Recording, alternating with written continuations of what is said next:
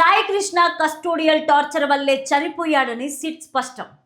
CI నాగరాజుకు 14 రోజుల పాటు remand. మే 6న CI Nagaraju Sai కృష్ణను అదుపులోకి తీసుకున్నప్పటికీ కోర్టులో హాజరుపరచలేదు. నేరాన్ని కప్పిపుచ్చుకోవడానికే డిజిటల్ ఆధారాలను పూర్తిగా ధ్వంసం. సిఐ నాగరాజు ఆ శవాన్ని ఎవరికీ తెలియకుండా రహస్య ప్రాంతానికి తరలించి తగలబెట్టి సాక్ష్యాలు లేకుండా చేశాడు. శవాన్ని ఎక్కడ తగలబెట్టాడు, ఎక్కడ పూడ్చాడు, ఈ నేరంలో ఇంకా ఎవరెవరి హస్తం ఉందనే విషయాలపై స్ట్రైక్ పాయింట్లో చూద్దాం. కస్టోడియల్ టార్చర్తో యువకుడు సాయి కృష్ణ మృతి చెందాడని, తరువాత సాక్ష్యాలు సైతం మాయం చేశారని సిఐ నాగరాజు రిమాండ్ రిపోర్ట్లో సిట్ పేర్కొంది. ఈ వీడియోని చివరి వరకు చూడండి. ప్లీజ్ లైక్ చేయండి, షేర్ చేయండి, అలాగే బెల్ బటన్ కొట్టి సబ్స్క్రైబ్ చేసుకొని స్కిప్ చేయకుండా ఎండింగ్ వరకు చూడండి. ఇక హెడ్లైన్స్ చూద్దామా. ఓం శ్రీ మహాశక్తి జ్యోతిష్యాలయం కోయ పూజారి దేవరాజు గారు. విద్య, ఉద్యోగం, వ్యాపారం, ప్రేమ, పెళ్లి, సంతానం, ఆరోగ్యం, భార్యాభర్తల మధ్య గొడవలు, కోర్టు సమస్యలు, వ్యవసాయం, ధన నష్టం, ఆస్తి తగాదాలు, రియల్ ఎస్టేట్, విదేశీ ప్రయాణము, ఇంకా ఏ ఇతర సమస్యలకైనా తమలపాకుపై అంజనము వేసి చూసి చెప్పబడును. సీసీటీవీ ఫుటేజ్ డిలీట్, శవం మాయం. CI Nagaraju remand report.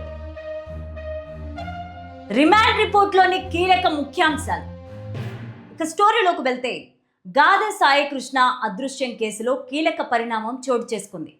కస్టడీకి తీసుకున్న సాయి కృష్ణను పోలీసులు కొట్టడంతో 3rd డిగ్రీ దెబ్బల వల్లే అతడు చనిపోయాడని సిట్ నిర్ధారించింది. ఈ మేరకు బుధవారం విజయవాడ 2వ AJS court judicial first class మెజిస్ట్రేట్కు సిట్ రిమాండ్ రిపోర్ట్ని సబ్మిట్ చేసింది. సాయి కృష్ణ కస్టోడియల్ టార్చర్ వల్లే చనిపోయాడని సిట్ స్పష్టం చేసింది. మే 1 నుంచి జూన్ వరకు కృష్ణలంక పోలీస్ స్టేషన్ సీసీటీవీ ఫుటేజీలు మాయం చేశారని సిఐ నాగరాజు రిమాండ్ రిపోర్ట్లో సిట్ పేర్కొనింది. వాదనల అనంతరం కోర్టు సిఐ నాగరాజుకు 14 రోజుల పాటు రిమాండ్ను విధించింది. పోలీసులు నిందితుడు నాగరాజును నెల్లూరు జిల్లా జైలుకు తరలించనున్నారు. సాయికృష్ణ తల్లి ఇచ్చిన ఫిర్యాదు మేరకే కేసు విచారణ చేపట్టిన సిట్ అధికారులు మొత్తం 17 మందిని విచారించినట్లు తెలిపారు.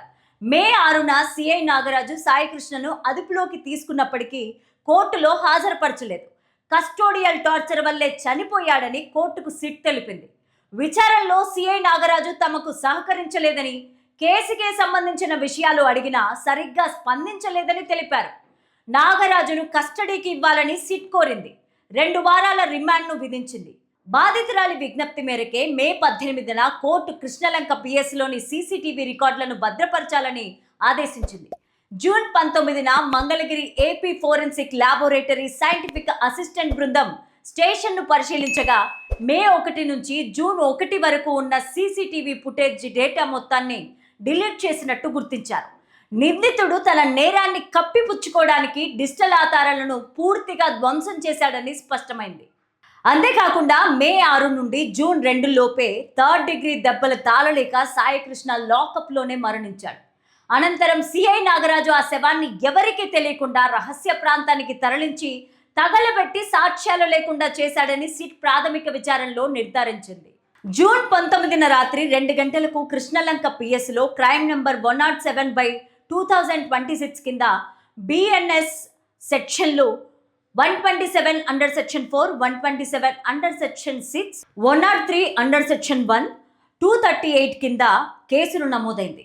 సాయి కృష్ణను మే 6 నుంచి మే 8 మధ్య లాకప్లో చూసినట్లు ఆ స్టేషన్ సబ్ ఇన్స్పెక్టర్తో సహా ఇతర మహిళా కానిస్టేబుళ్లు కూడా సిట్ విచారణలో వాంగ్మూలం ఇచ్చారు. అరెస్ట్ అయిన సిఐ నాగరాజు విచారణకు ఏమాత్రం సహకరించడం లేదని, శవాన్ని ఎక్కడ తగలబెట్టారు, ఎక్కడ పూడ్చారు, ఈ నేరంలో ఇంకా ఎవరెవరి హస్తం ఉందనే విషయాలపై సమాధానాలు దాటవేశాడని కోర్టుకు సిట్ తెలియచేసింది. నిందితుడు అదే పోలీస్ స్టేషన్లో సిఐగా పనిచేయడం వల్ల బయట ఉండే సాక్ష్యాలను, ముఖ్యంగా తన కింద పనిచేసే సిబ్బందిని బెదిరించే ప్రమాదం ఉందని కోర్టుకు వివరించారు. జూన్ 24న విజయవాడ జీజీహెచ్లో సిఐ నాగరాజు వైద్య పరీక్షలు నిర్వహించగా ఆయన పూర్తి ఆరోగ్యంతో ఉన్నట్లు వైద్యులు ధృవీకరించారు. ఈ లాకప్ డెత్ వెనుక ఉన్న పూర్తి నిజాలు రాబట్టేందుకు, మృతదేహాన్ని వెలికి తీసేందుకు నిందితుణ్ణి 15 రోజుల పాటు జ్యుడిషియల్ కస్టడీకి ఇవ్వాలని, అలాగే పోలీస్ కస్టడీకి అనుమతించాలని దర్యాప్తు అధికారి కోర్టును కోరారు.